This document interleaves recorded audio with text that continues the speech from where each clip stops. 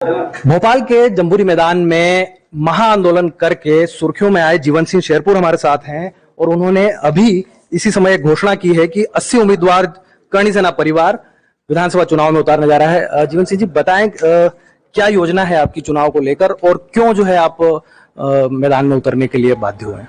पहले तो मैं आपको बता देना चाहता हूं कि 8 जनवरी को हमारा आंदोलन था, वो 11 जनवरी को समाप्त हुआ था और 7 तारीख से हम भूख हड़ताल पे एक दिन पहले ही बैठ गए थे। तब 11 जनवरी के दिन भारतीय जनता पार्टी के मंत्री अरविंद जी भदौरिया हमारे बीच उपस्थित हुए और उन्होंने कहा कि हम आपकी 18 मांगों को पूरा कर सकते, 4 हमारे यहाँ की राज्य के अधीनस्थ नहीं आती, वो केंद्र की मांगे हैं। मैं सामान्य प्रशासन मंत्रालय द्वारा वल्लभ भवन से एक लेटर दिया हमको उन्होंने लाके कि आपकी 18 सूत्री मांगे हैं, ये पूरी करते हैं। इसके साथ 18 सूत्री मांगों का भी पर्चा दिया हमके कि ये मांगे हैं आपकी, ये पूरा कर देंगे हम। 3 महीने होने के बावजूद भी हमारी कोई बात सुनी नहीं गई, हमारी बात को रखा नहीं गया। उन्होंने कहा था कि कमेटी बनाएंगे, वो कमेटी भी नहीं बनाई उन्होंने, ना किसी को बुलाया, ना कोई मांग को पूरा किया।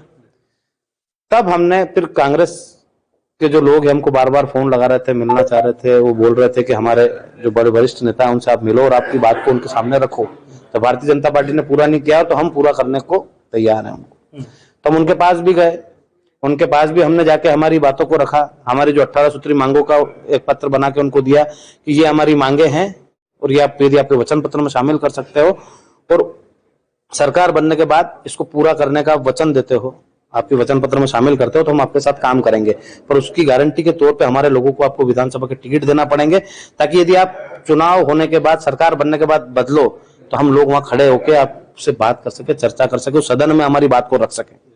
अभी कितनी सीटों पे आप चुनाव लड़ने जा रहे हैं और ऐसी कौन कौन सी प्रमुख सीटें हैं जिन पे हमने पहले ही कहा है कि यदि हमारी चर्चा है इनसे भी चल रही है, आम आदमी से भी चल रही है। आम आदमी पार्टी को भी हमने हमारा पूरा जो 18 सूत्री मांगे वो बना के दी हैं।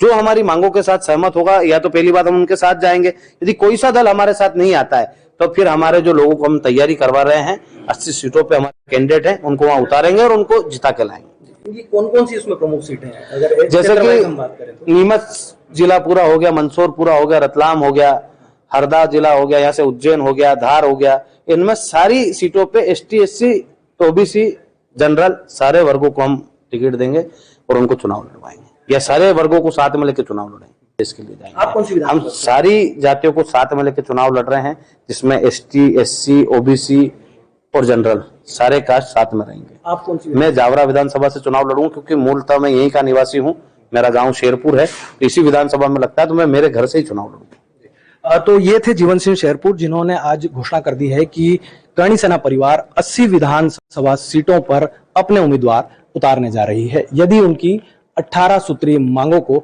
नहीं माना जाता है तो करणी सेना परिवार इस विधानसभा चुनाव में अपने उम्मीदवारों के साथ मैदान में उतरने जा रही है। दिव्यराज सिंह राठौर, दैनिक भास्कर, रतलाम।